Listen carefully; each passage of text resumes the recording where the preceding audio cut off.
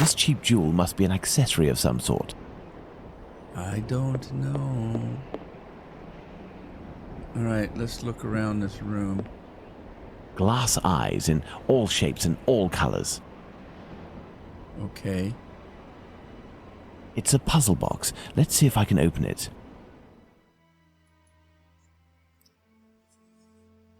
Why would you need that? What in the world?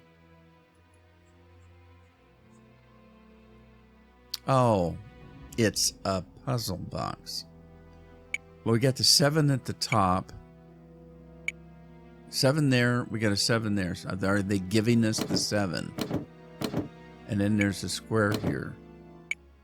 Oh, I see.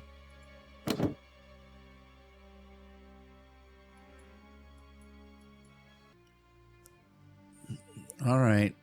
Let's see if we can figure this out. Okay, we can only click on where there aren't any numbers.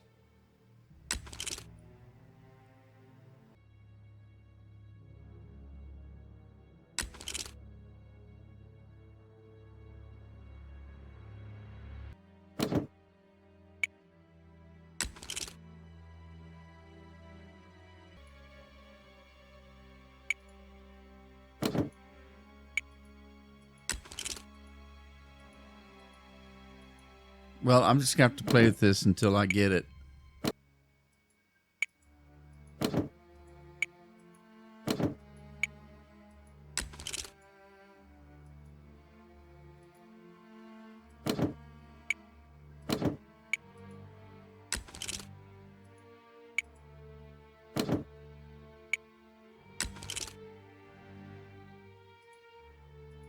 There we are. Magnificent.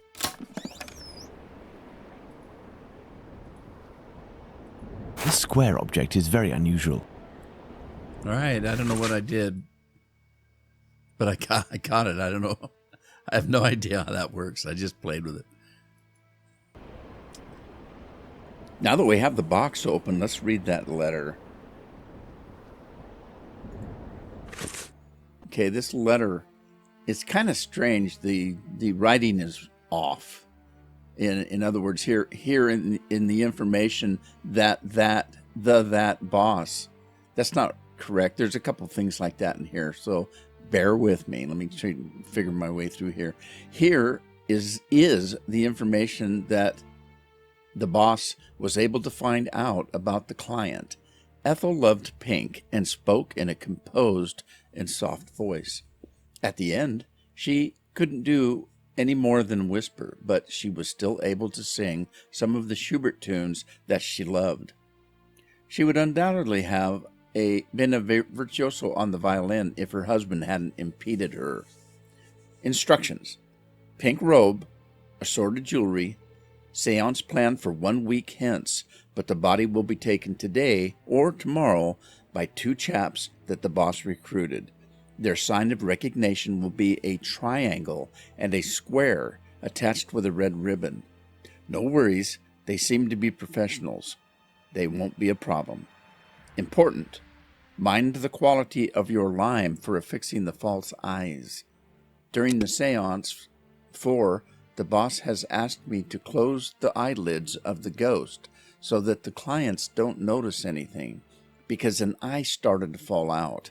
He was furious and wasn't able to proceed to the symbiotic culmination, which alone permits us to get the client's full cooperation and make off with the maximum.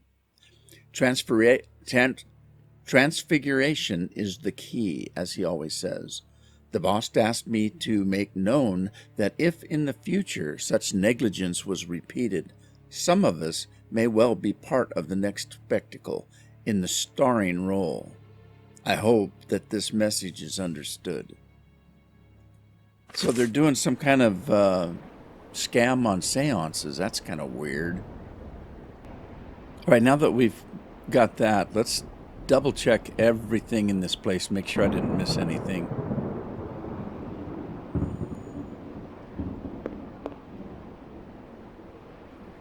And then also, I took a pin off this coat. I don't know what we've got in inventory. Let's take a look. Okay, we got the triangle and the square that they talked about, but I don't see a red ribbon, so we're missing something. Let's just keep looking. Hat box. This may come in handy. The red ribbon. Okay. And the dress. These clothes are new, just like the deceased's dress. I imagine her clothes were changed. Okay. I don't know what that means. Look at this photo. It is inscribed Ethel Broomstreet, 1851 to 1878. This young woman who died 10 years ago looks like the one stretched out on this table. Watson, this corpse was embalmed and made up and dressed to look like a woman who had died 10 years earlier. Interesting. Well, they're scamming people.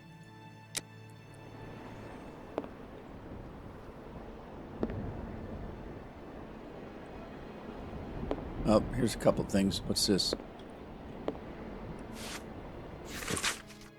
Souvenir of Liverpool, autumn 1883. I give you my love, my Alexis, Mum. Plumber Smith and Ferguson.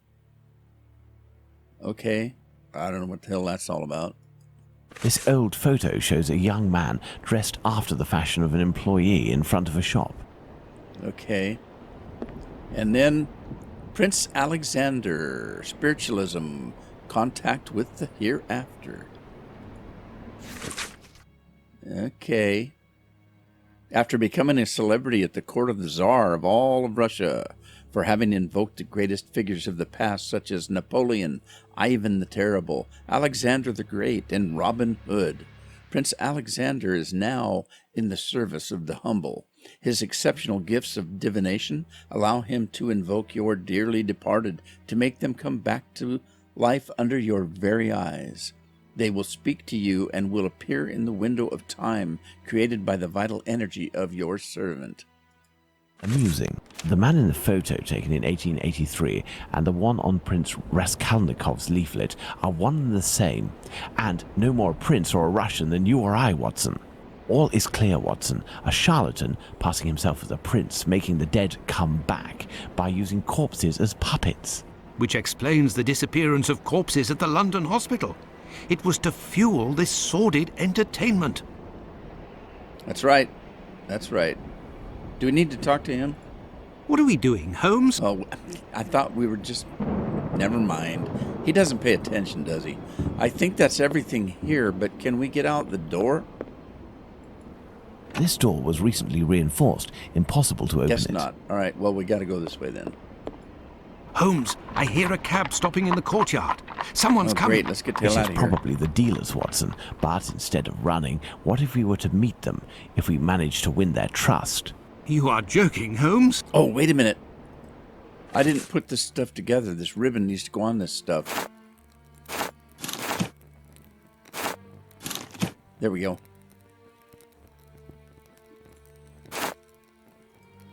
All right.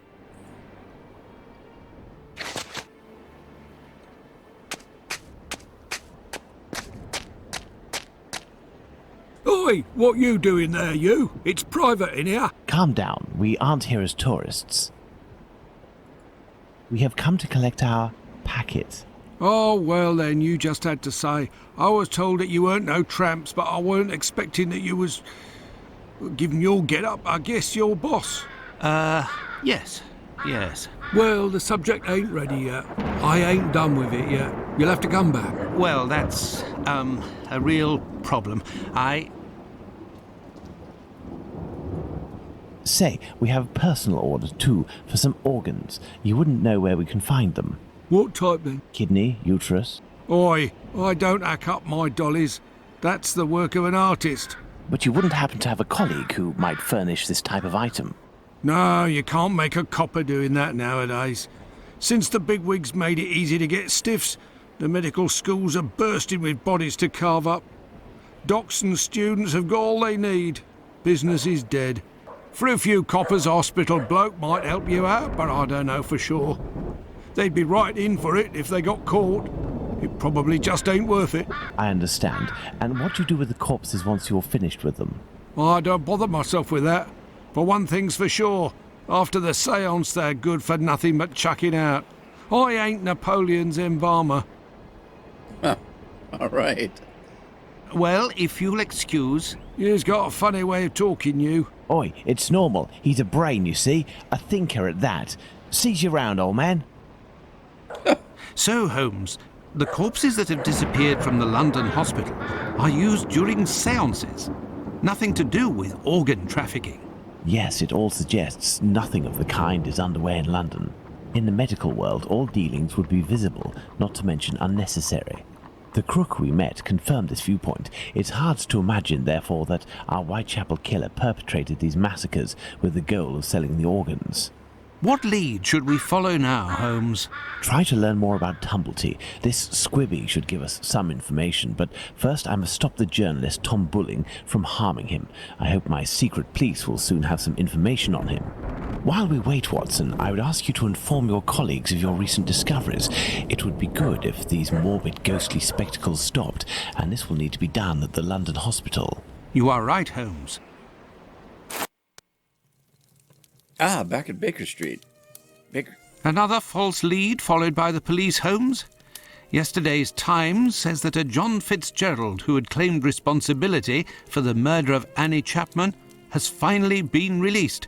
He was, it says, lying. That's of little importance, Watson. It's incredible. It's been more than 3 weeks since the murderer struck, and the tension is as strong as ever. The press won't stop talking about him, and people are still full of fear. Perhaps the killer got what he wanted, people talking about him, and has chosen to stop committing crimes. What do you think, Holmes?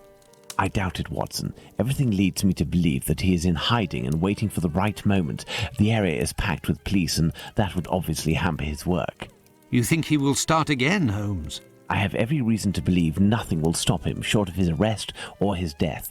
Sadly, our investigation has reached a dead end, and I fear that we'll need another victim to get back on track.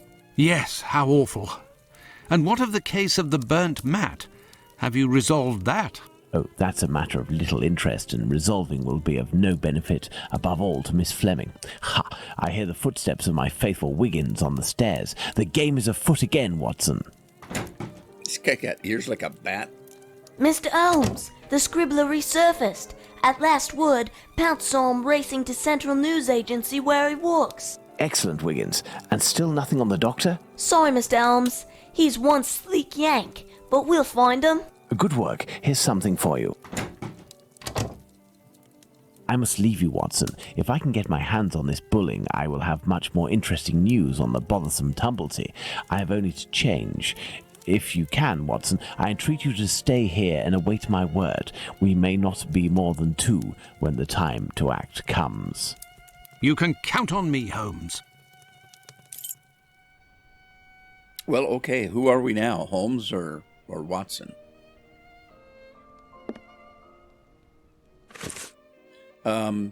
He wanted me to go to the hospital, though. So let's see if we can do that. London Hospital. I have no reason to go that way. I'm Holmes. Okay. Where was I supposed to go? Central News Agency to find Bulling. I must go to the Central News Agency. I am at the press agency where Bulling works. All right. Well, let's just ask around, I guess. What do you want? It would be very informative to search Bulling's desk before meeting him, but first I must get rid of this bothersome person, perhaps by offering him a scoop. What do you want? It would be very informative to search Bulling. Well, do we have a scoop?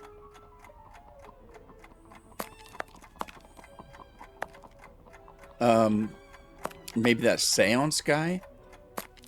What do I have in inventory? Maybe I can show him this.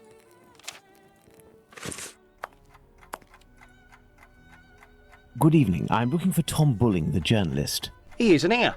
He must be sleeping off somewhere. He gave me a tip. He wanted to save a scope for me.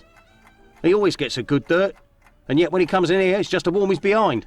Look, he pulled his desk over the stove. All right, well, we now know which desk it is. Let's give this guy a scoop and get him out of here. Listen, Scoop, I'm bringing it over. Only if Bulling isn't here, I'm leaving. Wait, what's this scoop? Bulling promised me a reward for info. There's a charlatan who does spiritualist seances that are a little bit special. He steals corpses from the morgue, puts makeup on them, dresses them up, and then uses them as puppets. I'll give you your dues. We'll pay you if this info is true. I'll write down the address of the hideout on the crook's leaflet, but the police will be in on this one, so you better get there in time. Understood. I'll go alone. Too bad for Bulling. Hey, you wouldn't have a little something in advance? Look on Bulling's desk. I know that he always leaves a few coins around for his snitches. Cheers. Watson won't be pleased that I'm divulging the case, but I don't see any other way. All right, let's see what he gave us. An IOU. Well, I don't think we need it right now, but okay, I suppose we can't read it. Doesn't matter. It's just an IOU, like a receipt. Okay, let's take a look at this guy's desk and see what we can find. It was over by the stove. Oh, what's this in the garbage? Crumpled letter. Permit me to defend myself against the slanderous accusations brought against me. You were not lied to regarding the facts. Mr. Bulling spends all of his time in the most odious of pubs, but I am only doing my work as a journalist. It is during these outings that I can find the best information because I am thus in contact with the common man. Let me prove to you, dear boss, that I can bring to this agency what it deserves, the most extraordinary and the most stimulating information. Even handwriting, yet fairly recognizable. Okay, so he's trying to give an excuse to all his boozing. Okay, this must be the top of the desk. This is Bulling's desk, the one closest to the stove. Some coins. I will take them. That will avoid suspicion if the journalist returns. Okay, how does that work? What's this? A charred match. A charred match. That means he lit something in the stove? These are Bulling's notes. They are of little interest at the moment, but one never knows. Okay. This may come in handy. What is it? What was it? Just a rag?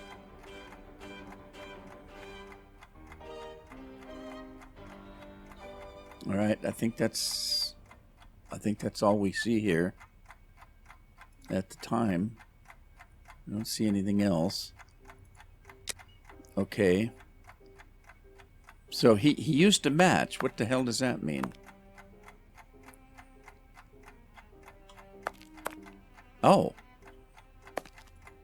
The fire has almost gone out, but the stove is still burning hot. Bulling recently used the stove.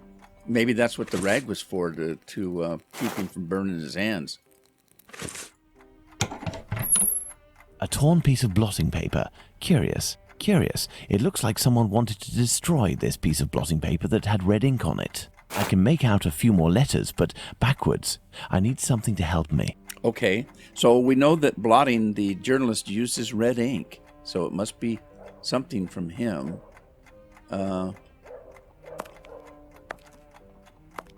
What did he need? Piece of blotting paper.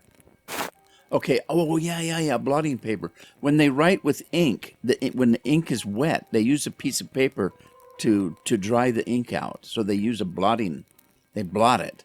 So whatever's on there is in reverse. All right, let's see what we can find out. Was it typewriter work? No. Okay, there's nothing on the desk that'll help.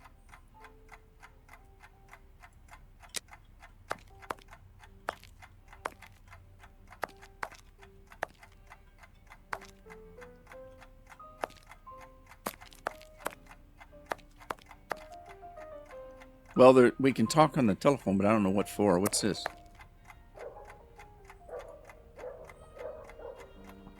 All right, I gotta find something that'll help me. Ooh, what's this? What's this? Is that a mirror? By putting this piece of blotting paper in front of the mirror, I can read what is written. Oh, sweet. All right. Information on the Whitechapel killer. Call by telephone, WA. Apparently, our journalist gets his information by telephone too. Sadly, the name is almost erased. If I telephone one of Bulling's contacts pretending to be his assistant, I might learn something of interest. Where'd we get this? Fenton, Allgood, Walsby. Okay, let's... what are the coins for? Is this another damn puzzle? 1875. 1875. Okay, I'm going to have to figure this out.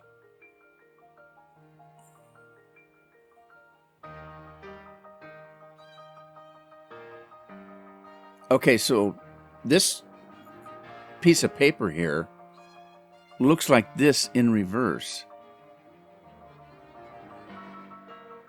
Doesn't it? Or maybe not in reverse, but that looks like this. So let's try this number 1875.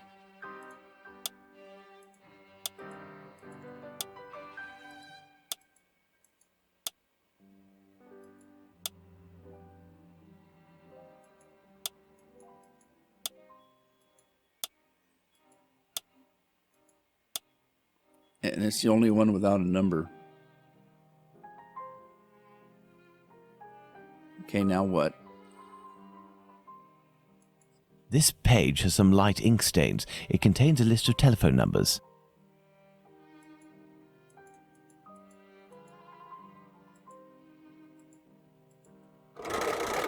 Walesby 1875, an ingenious way to save his contact. Central, Walesby 1875, if you will. Thank you, I'll wait. Walesby, I am listening. Hello, my dear man. I'm calling on behalf of Tom Bulling. Bulling? So you know where this hypocrite, this liar, this... Not at all. He is currently unobtainable. In the meantime, he has left me with a note asking me to pursue his work, and he told me that you were aware... That's just great.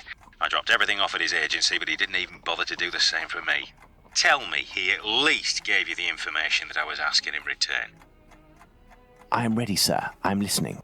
Do the police have a suspect for the bizarre theft of cigarettes and carrots that took place at the Commercial Street Market?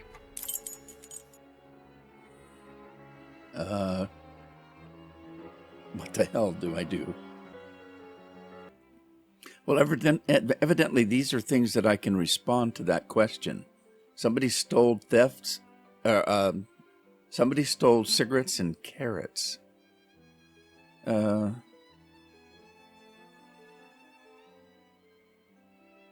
Is searching for a rabbit?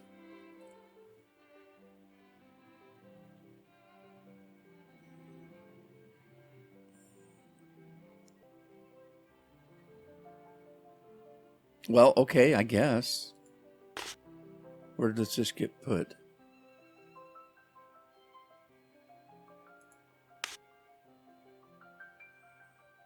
Searching for a rabbit.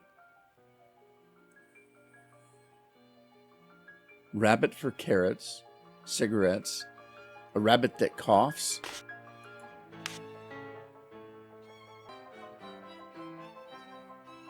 Okay, that's... I need a third one, so...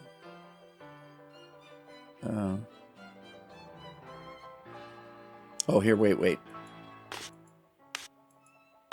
Scotland Yard. How about that? I think, according to Bulling, that Inspector Lestrade's team is looking for a rabbit with a bad cough. Ah, damned Bulling. One day he'll be in some serious trouble for mocking the police. And now, can you tell me, with regards to the parliamentary scandal, what did the head of the Whig Party respond to the Tories who were treating him as a great incompetent?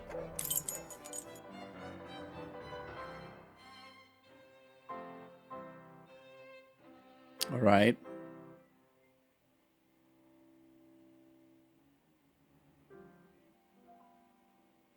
Well, let's try vote for me.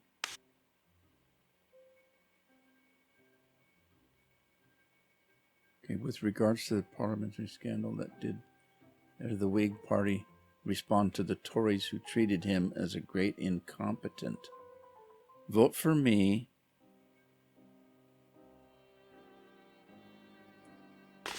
I'll surely be, vote for me, I will surely be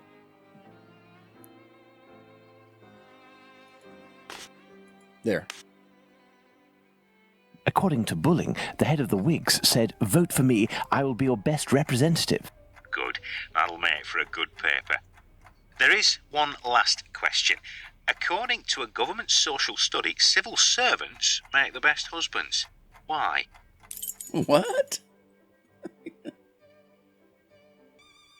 Okay, according to the government social study, civil servants make the best husbands. Why? When he comes home from work.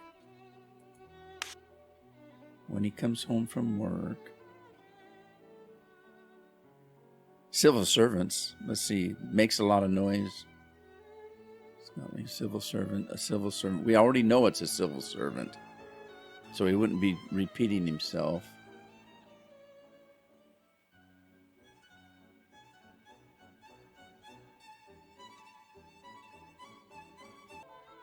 He's never tired, and because he doesn't work, they don't do anything, and he's already read the newspaper, so he doesn't have to do that.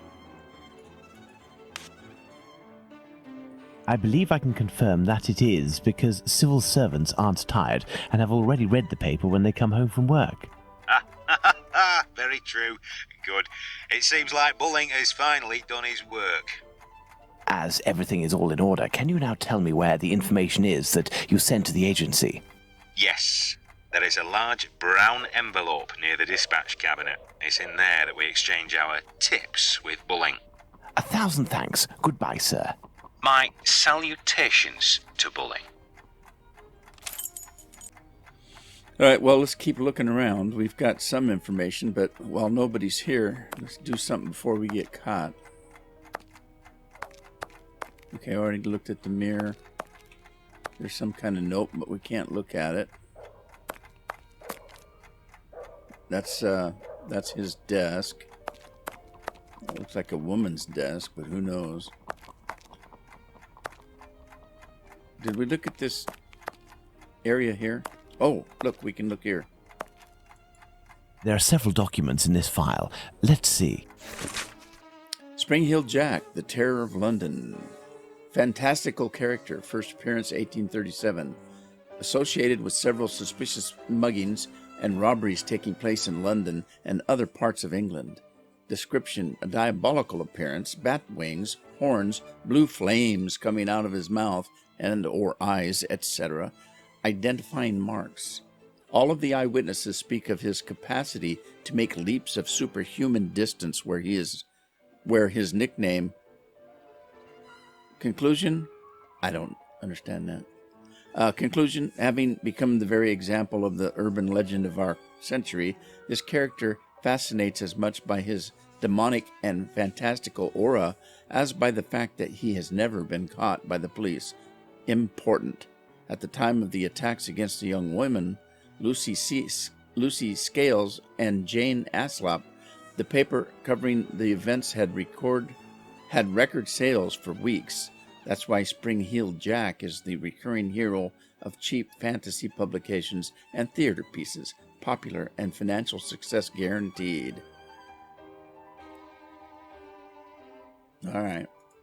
I wonder why Bulling is studying this tale about Spring Heel Jack so meticulously. The Terror of the London Spring Heel Jack, the Phantom Killer, the Butcher, Blade, the Whitechapel Butcher, Doctor of Death, the London Ripper, the Bleeder, the Bloody Reapers. He's looking for a name that it would make money, because Spring Heel Jack made money. What does that mean? I'm just guessing. Mr. Charles Moore, I thank you for this testimony of the Whitechapel Killer that you followed. Not easy authentication. Do not hand over to the press without my invitation. Thank you for your collaboration and your discretion. We won't forget this. Inspector Aberline. Well, a piece of information about the murders transmitted exclusively to the police without informing the press. That has piqued my curiosity. Perhaps I should go to the police station to get more information. Okay. Tom, about the letter, given the thanks from Inspector Abilene, I think that they took the bait, even if they were defending themselves. Think of the second. We must be ready if he kills again. Either way, we must keep up the correspondence be responsive. This idea will save us. We will get the information firsthand, and we will make history. But stay quiet and keep a low profile. I'm not really in the know, and you will be the first one who gets it if there's trouble. CM. What does that mean? Don't know. What else have we got? I would imagine these are compartments to organize the paper's incoming dispatches. Okay. But is there anything more for me to see? Well, I don't think there's anything more for me to see here, so let's see where Holmes wants to go next.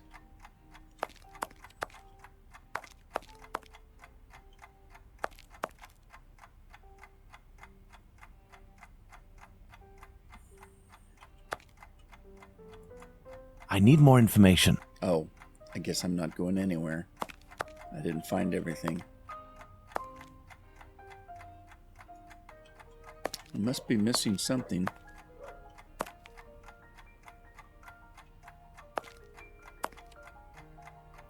What's this? Queen Victoria, to keep the journalists on their toes, I suppose. Oh, okay. I would imagine these are compartments to organize the paper's incoming dispatches.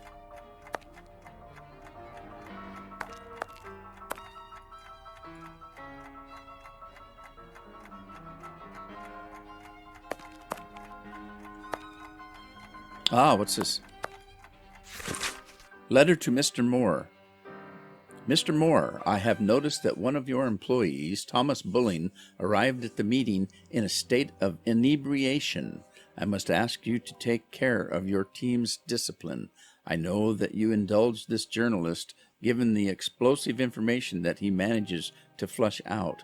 But this behavior is unacceptable. This should not repeat itself, or I will hold you personally responsible. The Assistant Director. Okay. Bulling's boss, Mr. Moore, seems to be protecting the journalist. I have inspected everything, but there's no sign of Bulling. He must have dashed off to his HQ, the Wasp's Nest. However, before I go to see him, I should find out about this mysterious information. It could help me get something out of the journalist. To the police station, then. All right, off to the police station. We got everything we needed. Let's go to the police station.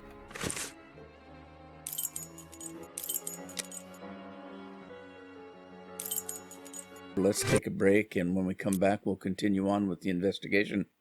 Hope you had fun. Hope to see you then. Ta-ta for now.